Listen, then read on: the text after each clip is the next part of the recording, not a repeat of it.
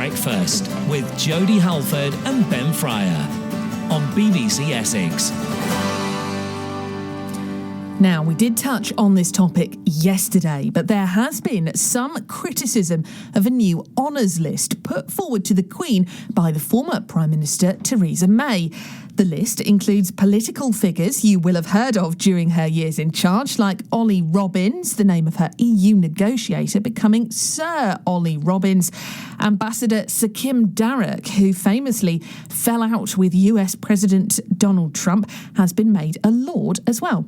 There's also been a backlash about the knighthood given to the former England cricketer Geoffrey Boycott. It's on the front page of a few of the newspapers this morning. In 1998, he was convicted of domestic violence against his girlfriend in France and given a suspended sentence. This is what he said when questioned on the Today programme on Radio 4 yesterday. You're now 78 years old. It's taken a very long time to get this honour. Why do you think it has taken so long? It's asking me when I'm going to die. I have no idea. It doesn't matter. I mean, I don't know, love. I have no idea. Well, I suppose one of the reasons that your critics might put forward is the conviction that you had for domestic violence. It's 25 years ago, love. In a French court, she tried to blackmail me for £1 million. I said no, because in England, if you pay any money at all, we think, hang on, there must be something there. I said, I'm not paying anything. I'm not sure I've actually got £1 million at the time. But no, and it's a court case in France where you're guilty, which is one reason I don't vote to remain in Europe. You're guilty until you're proved innocent. That's totally the opposite from England, and it's very difficult to prove your innocence in another country, another language. And most people in England don't believe it. I didn't do it. I move on. It's a cross I have to bear, right or wrong, good or bad. I have to live with it, and I do, because I'm clear in my mind, and I think most people in England are, that it's not true. Although the chief executive of Women's Aid has said celebrating a man... I don't care a toss about her, love. It's 25 years ago, so you can take your political nature and do whatever you want with it. You want to talk to me about my knighthood, it's very nice of you to have me, but I couldn't give a toss. Geoffrey Boycott speaking to the Today programme on Radio 4. But should we give a toss about who qualifies for an honour in Essex? There were more than 31,000 reported incidents of domestic violence. That's about 85 incidents a day. We're joined on the line now by Natalie Collins. She's from Basildon and is the author even of a book called Out of Control. It's about domestic abuse. Natalie, good morning to you. Good morning. Should we give a toss, Natalie, in Geoffrey Boycott's words about who gets a knighthood?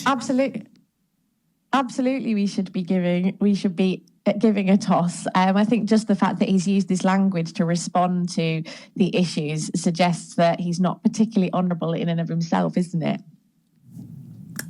I mean, the points he was making there, we heard in the audio, he was speaking to Radio 4's Martha Kearney, saying it was a very long time ago. The allegations he has always denied. Is it worth us sort of bringing this up again now, would you say? Well, that's the job of the Radio 4 programme. It's the job of all journalists, isn't it, to challenge the current narratives. And so she was doing her job very effectively. I think absolutely this stuff needs to be challenged. He was found guilty. It's not that he was accused of something that long ago. He was found guilty of punching a woman in the face 20 times after holding her down.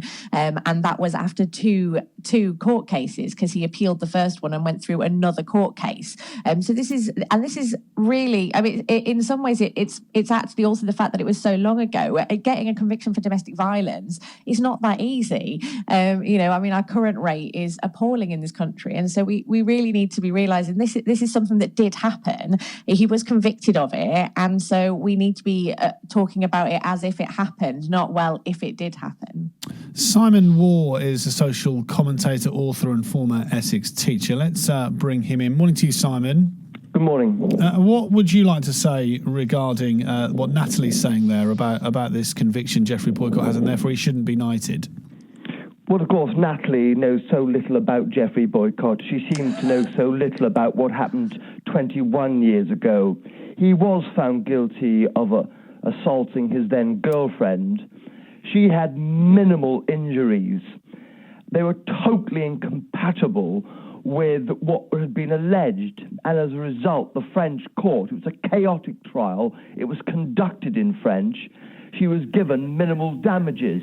Now, I suggest if the court really believed that he'd held her down, this sentence keeps getting bandied around, and I want to make it absolutely clear. No one with any brains, no one has looked into this case, which I did. I followed Geoffrey Boycott's career. I've had the privilege of meeting him. Nothing in his life beforehand or since has been compatible with striking a woman. He's being portrayed as some numbskull woman beater, and I want to make people absolutely clear in their minds, he is not. It was an unfortunate incident if it happened. The court believed, her injuries actually were compatible with having fell over, which is what Geoffrey Boycott alleged. Anyway. Natalie, you're listening to what Simon's saying there. You are someone who's very passionate about campaigning against domestic violence. What are your views on that?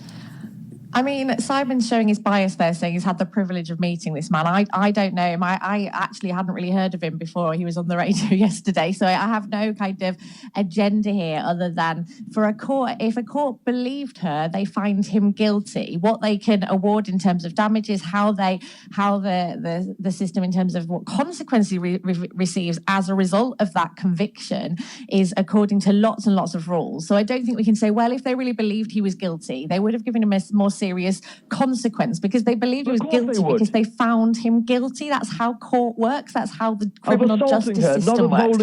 And to say that, all of this stuff, that's what he put forward to a court. He put forward to a court that she had fallen, and the court did not believe him. He, it's described that he interrupted the barrister of Margaret, the woman that he assaulted, and that's what, one of the things that put them off him was the fact that he was behaving in a really appalling way after presenting himself as this perfect gentleman.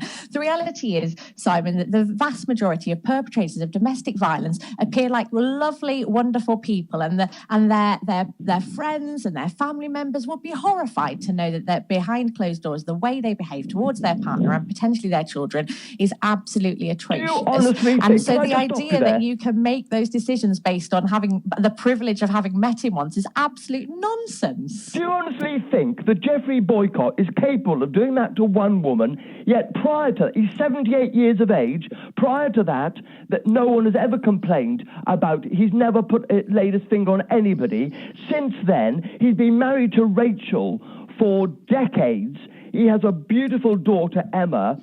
And you think that is consistent, compatible with these vile, and they are exaggerations.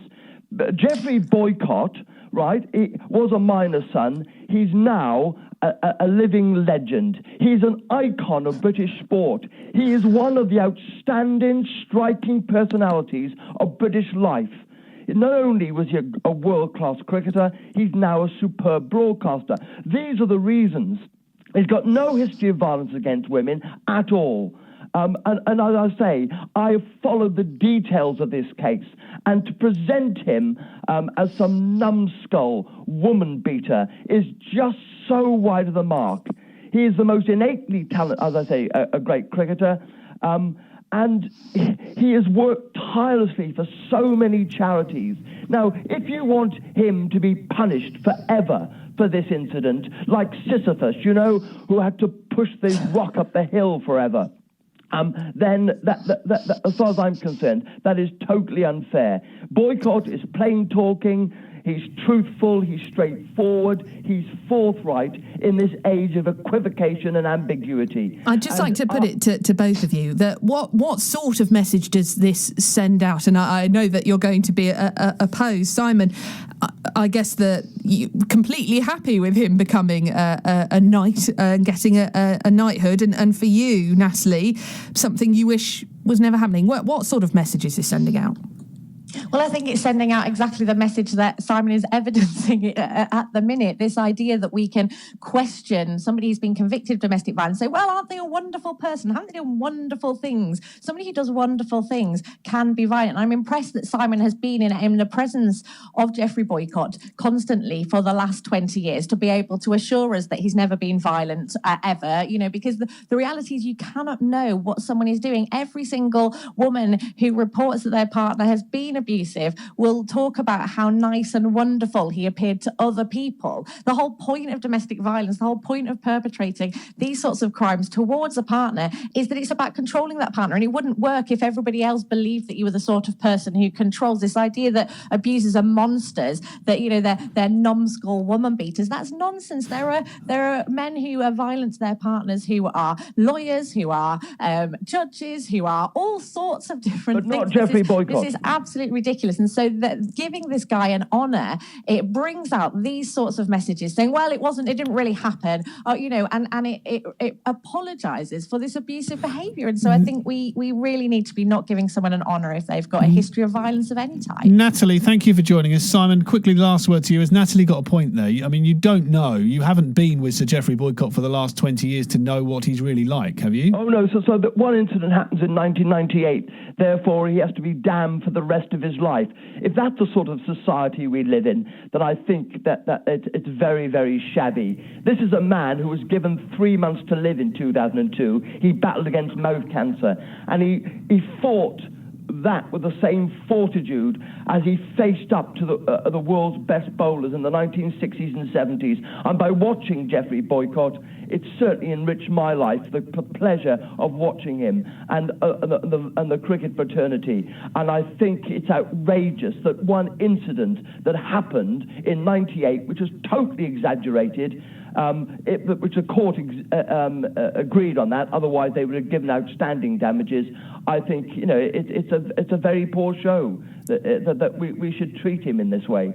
Simon, thank you very much for your time. Simon Waugh, social commentator, former Essex teacher, and Natalie Collins from Basildon, author of Out of Control, a book about domestic abuse. Thank you for your time this morning.